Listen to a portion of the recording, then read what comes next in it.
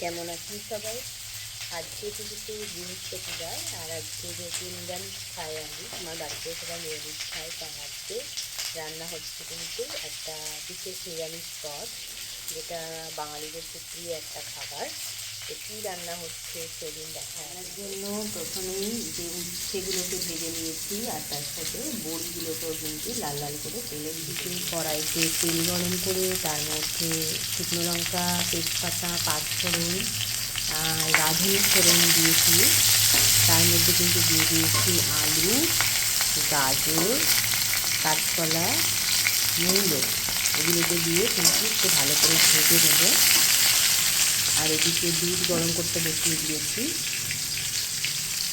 আর এখানে রয়েছে বাকি সবজিগুলো, শিম, সজনে ডাঁটা, বেগুন কিন্তু কড়াইয়ে তেলের মধ্যে দিয়ে দিয়েছি।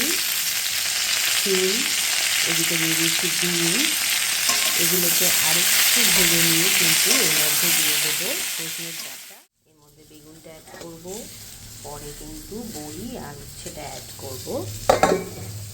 দিয়েছি আদা বাটা, এবার দেব সর্ষে পোস্ত বাটা, তারপরে কিন্তু দুধ দিয়ে দেব এই বেগুন। কিন্তু শুকনো খোলায় ভেজে নেওয়া পাঁচফোড়ন আর রাঁধুনি দিয়ে দিয়েছি। এটাকে এবার একটু হামালদিস্তায় গুঁড়ো করে নেব।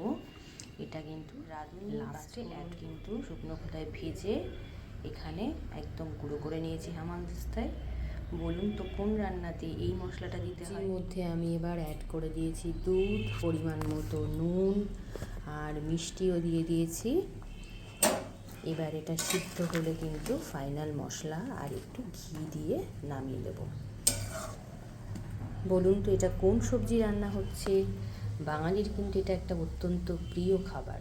ভিডিওটা ভালো লাগলে চ্যানেলটা কিন্তু সাবস্ক্রাইব করতে ভুলবেন না।